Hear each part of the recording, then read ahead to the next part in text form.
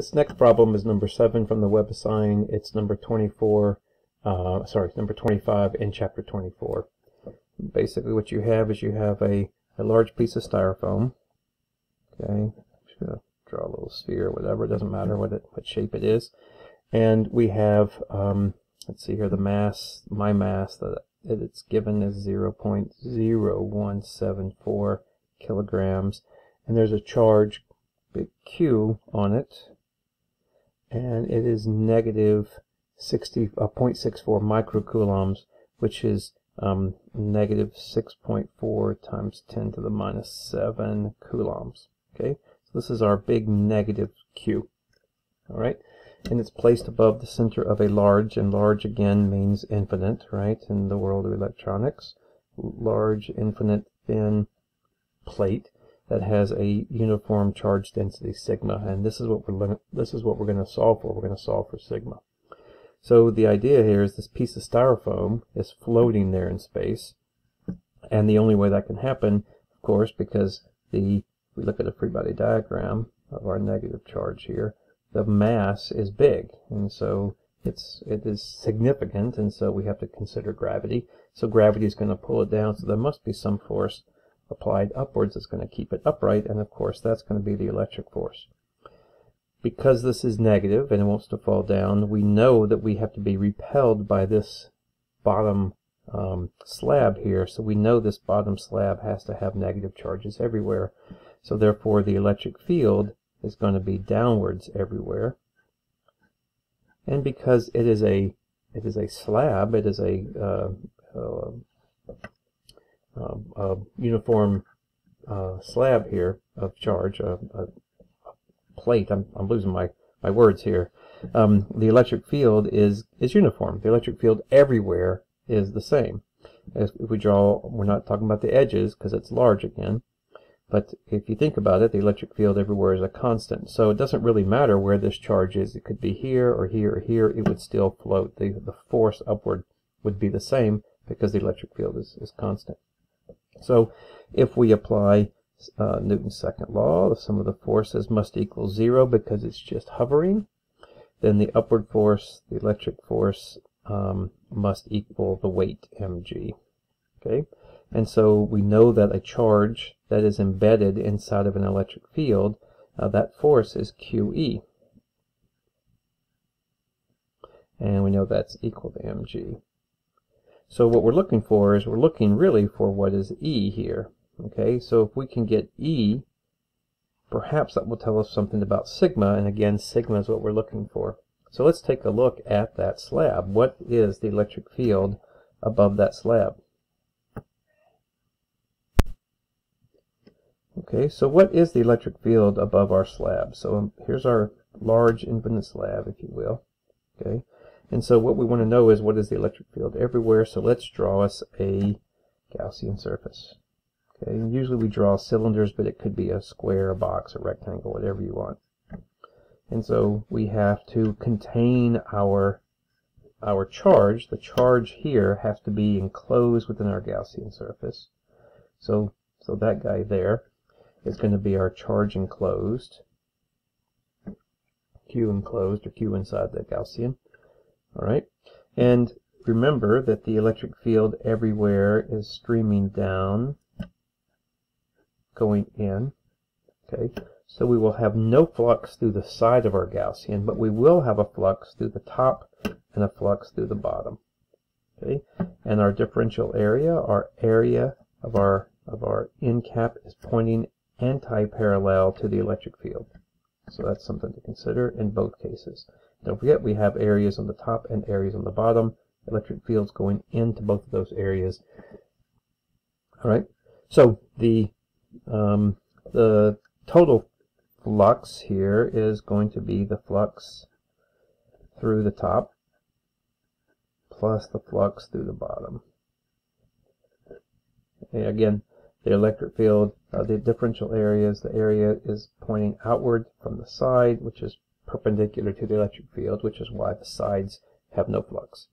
Okay, so when we apply Gauss's law, E dot dA, the total is Q enclosed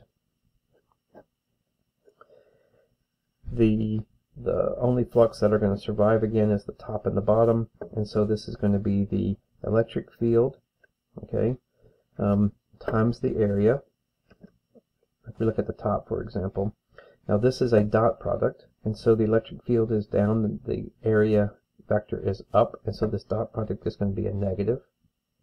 All right, but the electric field is constant everywhere, and the surface interval is just the area. We're going to have the same thing down here. We're going to have a plus negative EA in the bottom, because the electric field again is anti-parallel to the area.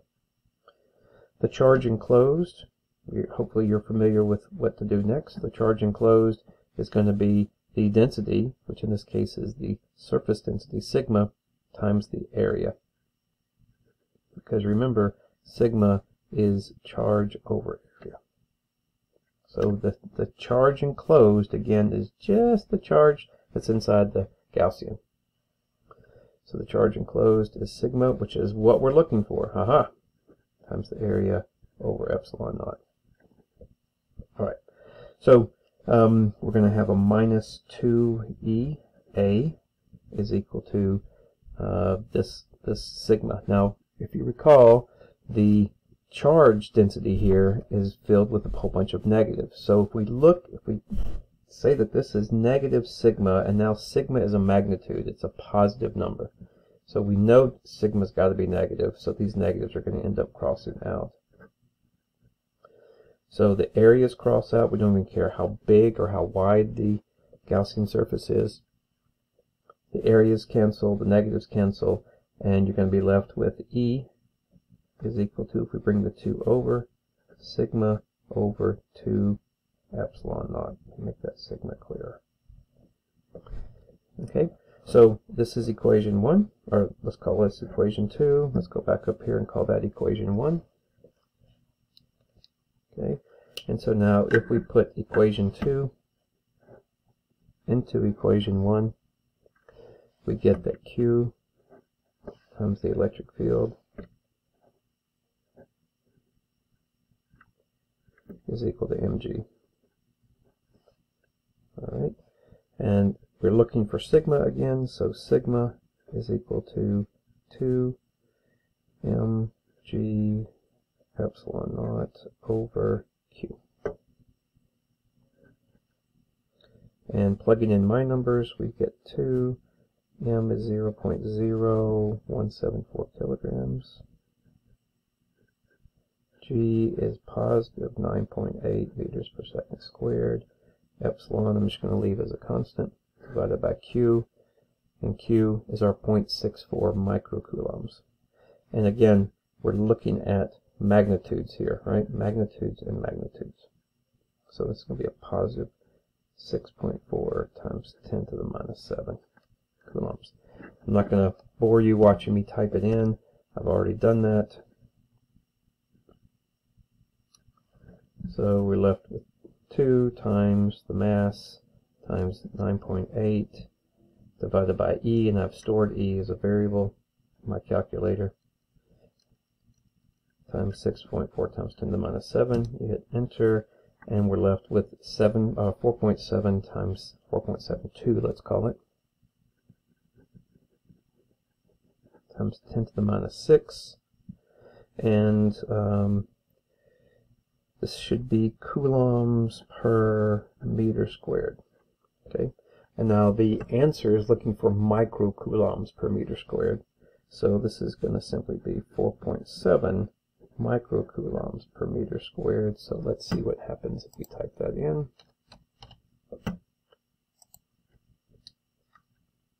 Hopefully we get the right answer. Oh my goodness. Submitted the wrong sign. Okay, well there you go. We're looking for the charge per unit. My fault. You know, WebAssign's kind of weird sometimes. Sometimes they want positive, sometimes they want negatives. There we go. Okay. All right, but the magnitude is for sure that, because we were talking about magnitudes throughout. Alrighty, that's that for that problem.